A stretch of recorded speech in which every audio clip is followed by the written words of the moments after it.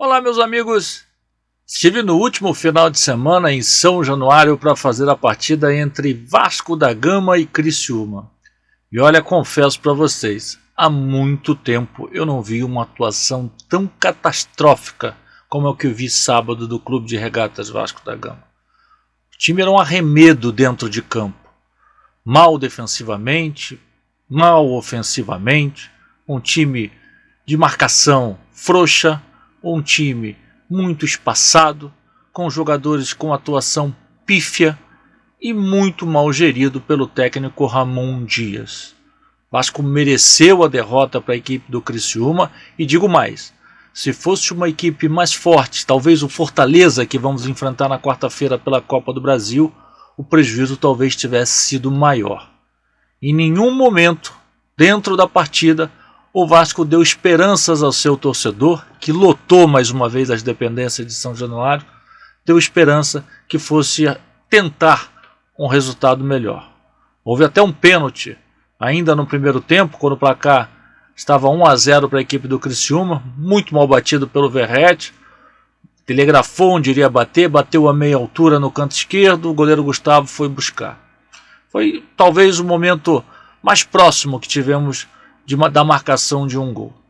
Vasco realmente precisa mudar. Ramon Dias foi demitido no vestiário.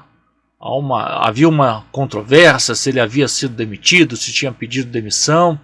E talvez no dia de hoje houvesse uma conversa do Lúcio Barbosa, que é o CEO do Vasco da Gama, para tentar demovê-lo. Mas isso aí não passou de especulação. A demissão foi confirmada e o Vasco agora está no mercado atrás de um treinador. Pode ser Paulo Pesolano, que foi técnico do Cruzeiro na Série B e ajudou a equipe a subir na competição para a Série A do Campeonato Brasileiro. Vamos ver, está em negociação, vários nomes estão sendo especulados, mas o que importa agora é que não é hora de se fazer experiências, é hora de se trazer um técnico para dar jeito nesse time do Vasco da Gama. O time do Vasco da Gama se perdeu, terminou a temporada de 2023 com um time competitivo, mas em 2024 se perdeu completamente, não fez um bom campeonato carioca, e foi eliminado de maneira vexatória pela equipe do Nova Iguaçu. Começa o Campeonato Brasileiro e o time já está na zona de rebaixamento. Hoje, com o final da rodada, ocupa a 16ª posição. Então, o Vasco da Gama precisa melhorar. Na verdade, a 17ª posição. Então, o Vasco precisa entrar nos eixos. Na quarta-feira já tem uma pedreira por uma outra competição. Vai ao Castelão enfrentar a equipe do Fortaleza. Fortaleza, que tem uma equipe sólida, venceu o Boca Juniors por 4-2 na Copa Sul-Americana, e vai ser um adversário muito difícil para a equipe do Vasco da Gama. E já no domingo vai a Curitiba enfrentar a equipe do Atlético Paranaense, outro adversário muito complicado quando joga em seus domínios. Acho que precisa se estruturar rapidamente para não passarmos o mesmo sufoco que passamos em 2023. A equipe não é pior que a equipe do Criciúma, mas precisa ter vontade, precisa ter gana, precisa saber o que é jogar pela equipe do Vasco da Gama. Hoje, no CT Moacir do Carmo, alguns torcedores foram recebidos pelo CEO do clube, pelos jogadores e alguns componentes da comissão técnica e também pelo novo diretor executivo.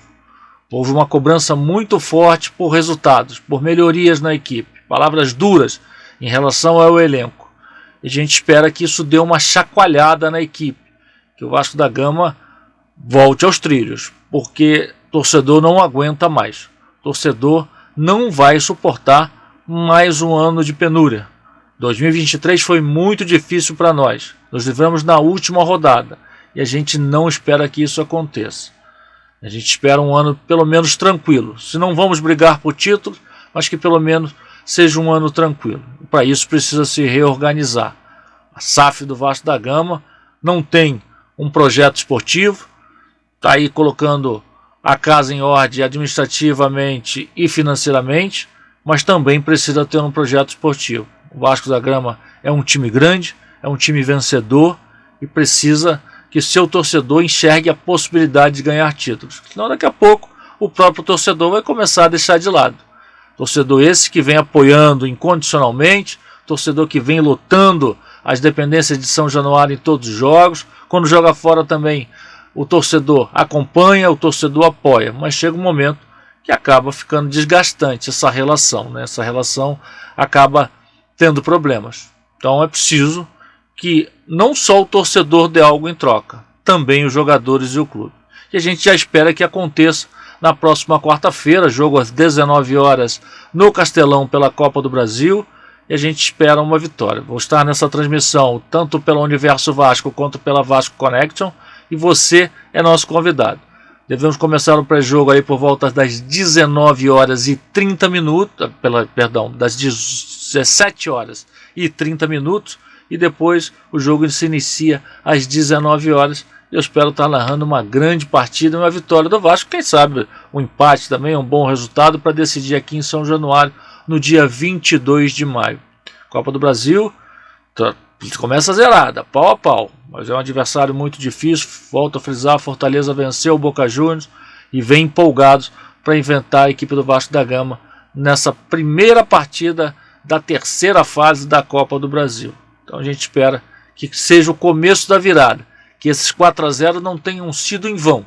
Os jogadores virem a chave, que os torcedores possam voltar a acreditar no Vasco da Gama, que a gente, já a partir dessa partida contra o Fortaleza e no domingo contra a equipe do Atlético Paranaense, volte aos trilhos e o Vasco possa voltar a vencer e dar tranquilidade ao seu torcedor para o ano de 2024, porque do jeito que começou está muito complicado. O time vai muito mal, o Criciúma deitou e rolou, fez 4-0 e amassou a equipe do Vasco dentro de São Januário.